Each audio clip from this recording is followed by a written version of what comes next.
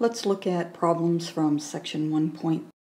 In this section, you're going to be looking at whether a value is a statistic or a parameter. Also to determine whether a value is from a discrete or a continuous data set. And then finally determine which level of measurement is most. So for example, determine whether the given value is a statistic or a parameter.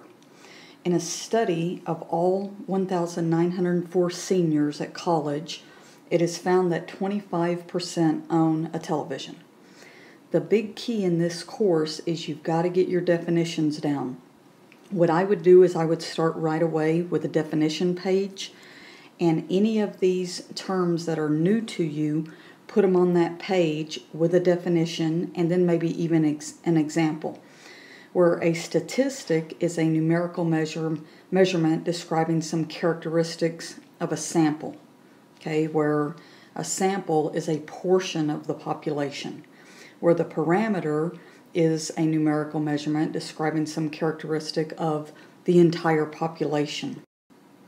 So here I know that this is a parameter because it says in a study of all these seniors at college. If it would have only said, we either took a sample or in a study of 300 out of 1,904 seniors, then it would have been a statistic. But because it says all, it's the entire group.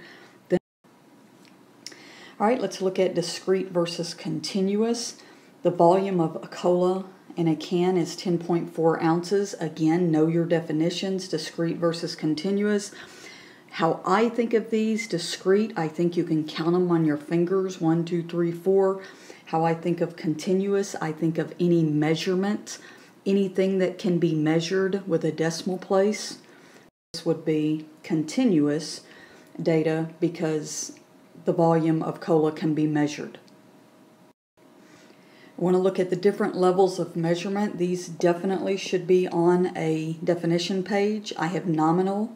Consist of names, labels, or categories, cannot be arranged in any ordering scheme such as low to high.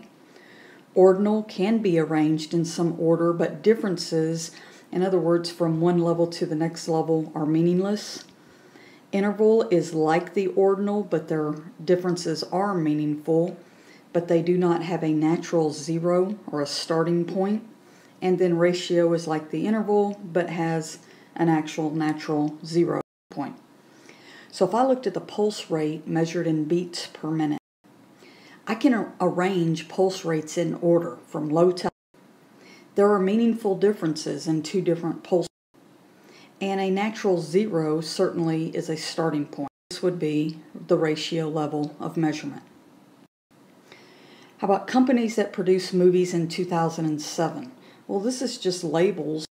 So there's no ordering scheme. It didn't say the order that they won Academy Awards, or anything like that, or the amount of money they made. So this is just the names of the company. So this is nominal level of measurement, that there's actually no ordering.